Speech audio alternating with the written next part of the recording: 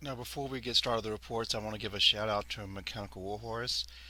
I'm starting with my Saturday and Sunday games. They gave me a bunch of templates and different tokens and markers to use for the games. These are all incredible. Hopefully, you should be seeing a lot of them being used in my games for Saturday and Sunday. Unfortunately, I didn't have them for the Friday night games, but they were a sponsor for Brawler Bash, and they were fantastic. I highly recommend them to everybody out there.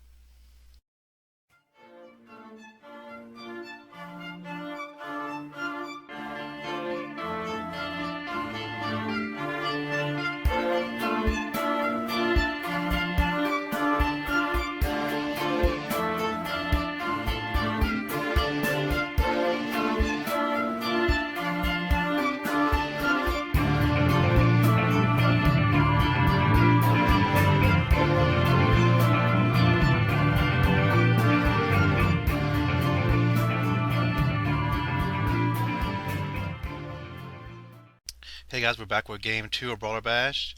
It's going to be more Orcs and Goblins against Dark Elves. And you'll recognize this army. Mallory and I played him and his brother in first round of the doubles. You also have seen him play against Once Bitten, either the game before mine or after mine. And also, I played him last year at Brawler Bash. So he's actually in a small club in our area, and sometimes they'll caucus with the fancy lads. But when they have enough members, they don't. All right, so our scenario is going to be Blood and Glory. It's 1,000 victory points if you break your enemy first, 500 if you break them second. The objective I'm choosing is going to be where I keep 500 victory points if I keep my largest point unit model above half wounds. That's going to be my trolls. And my special abilities I automatically get to go first. He's going to use his Lucky 7 to nullify that. Um, Lucky 7, I mean, if you've seen the other Brawler Bash reports, it automatically makes a dice roll of two dice, a 7, or it nullifies the special abilities from one of your objective cards. And I don't like that. I've been complaining about things that can nullify your objective cards for a long time, but hopefully next year they won't let you do that anymore. We'll take a quick look at my army list again, and uh, the thing I'm worried most always, I think everybody's worried the most about Dark Elves, especially this Dark Elf list you're going to see. Basically, I'm gonna have to hope my fast calf can try to take out his war machines and slow him down long enough for my war machines to wear him down, and then I'll try to see if my big blocks can go in and fight him. That's right. It's gonna be the Hellebrand list. This is a this is I think is the very worst matchup for me since I'm a combat army mainly. All I can say is the quote NBA basketball, "Mama, there goes that list."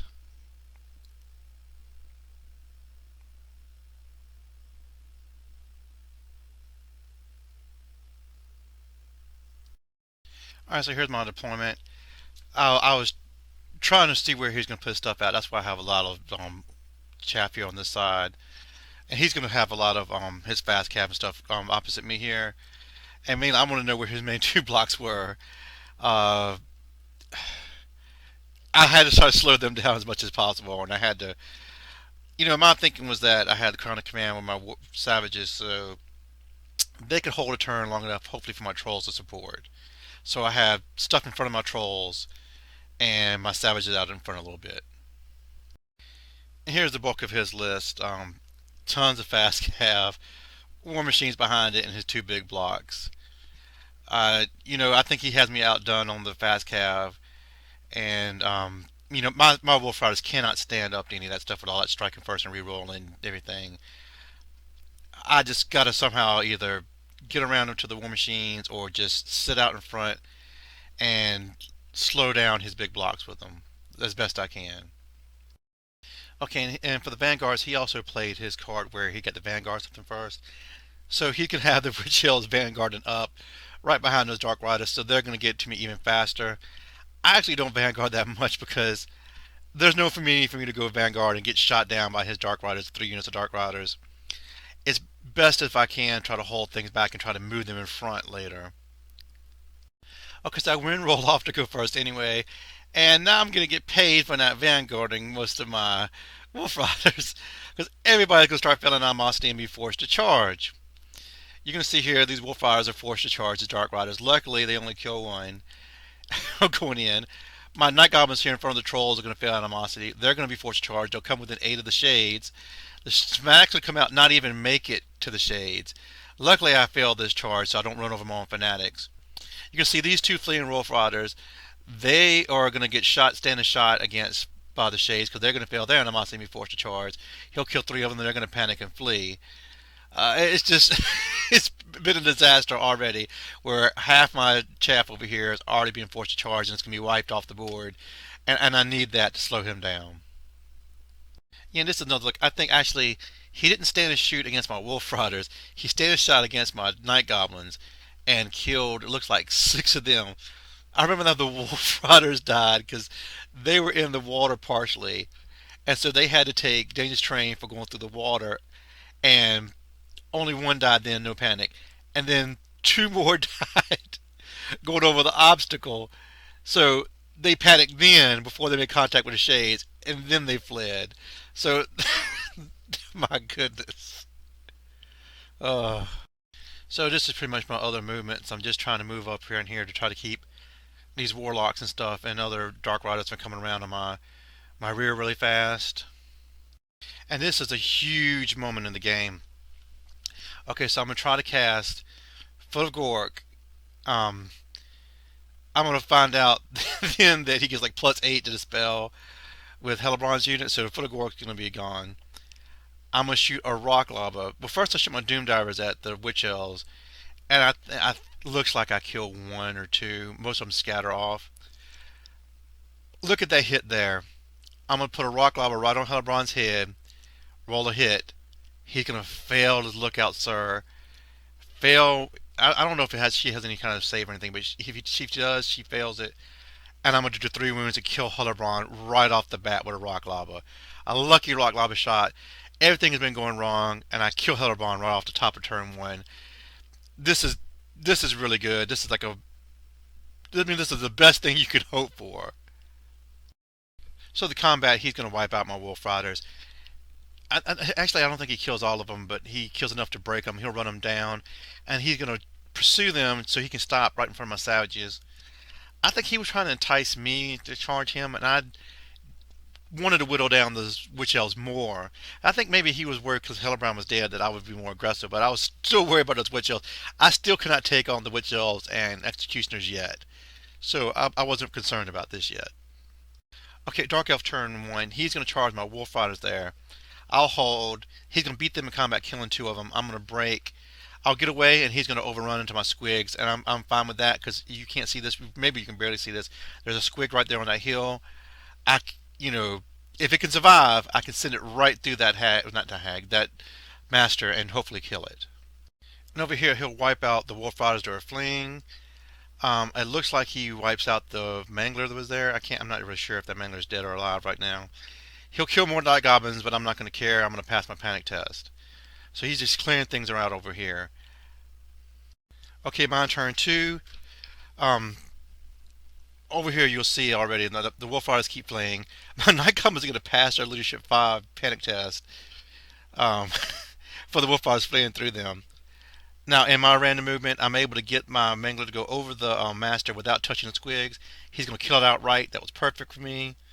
So that's another big point item I've got off the table over here. Okay, over here I charge my Night Goblins back into the Shades again. It looks like he kills a couple from stand and shoot. And I did that because I wanted to be able to charge the Trolls after that into the Shades. And they're going to fail, so they'll be... No, actually, I did that to get them out of the way so I could charge my Trolls at the Executioners, and they failed that. Yeah, I should have probably charged him at the Shades, but I figured he would flee then. And I had a reasonable, I think I needed a 9 or maybe a 10. So it was a reasonable charge. If I could have made it an Executioners, that would have been the best case scenario for me. And so then with the Night Goblins in with the Shades, I tried to get my Mangler to hit them and go through them. But the Mangler doesn't make it. And you already see the Mangler had taken 1 wound the previous turn, so he's not dead yet.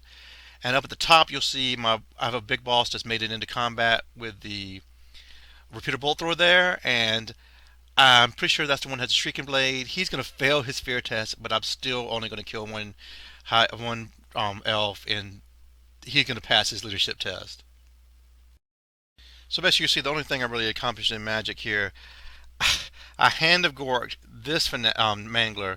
I wanted to get it in front of my savages, and this is as far as I could get it. I was only able to move it to here with my movement. He didn't try to stop it because he was worrying about Foot of Gork, and I either failed to cast Foot of Gork or he scrolled it or spelled it. But I really needed that Mangler to get where I wanted it in front of my savages. And this is just a look at the end of the turn. Like you see, my Night Goblins were, I think they were completely wiped out. So Dark Elf turn two, you'll see he's moving things around over here, and he kills this Mangler here with his shooting. And now over here, he's killed this Mangler with his shooting. So I lost most Manglers, but I killed a Master on the Pegasus. And he had to use up a lot of shooting to kill them, so it's pretty much a good trade. Now my turn three, and I do not know what I do with this with my savages. My only thinking, I think, is that he can't charge his Witch Elves with me because the um, Dark Riders are in the way. So I feel, he'll probably try to charge my Trolls. Hopefully the Trolls will hold. I'll countercharge with the Savages, and then try to shoot. But then I didn't think this through, that I have to kill the Dark Riders in order to countercharge with the Savages. Yeah, and over here you'll see that in his turn I did finally destroy that repeater bolt thrower. And so on my turn I charged this repeater bolt thrower over here, and then in shooting I realized, well, I can't support the Trolls because the Dark Riders are away. Let me take those Dark Riders out, and so I do wipe them out with shooting and everything. And now I've left myself open for my Savages to get double charged. So that was really stupid. And so that's exactly what he does. Here's the aftermath of that turn. At some point, my other Wolf Rider boss is destroyed by Dark Riders. I think they channel charge him when he's fighting the repeater bolt thrower. So this is my spear armed boss. I have no idea what he's doing floating around back there right now. Um, he comes in. He gets. I don't sure know what he gets off on his guys here. I want to say it's flesh to stone, maybe on his executioners. I'm not really sure. But you can see he did a number on my savages. Here's the good things. I killed Talaris Dreadbane. I killed his BSB. Um, there's the Witch Hag. So I've got good points.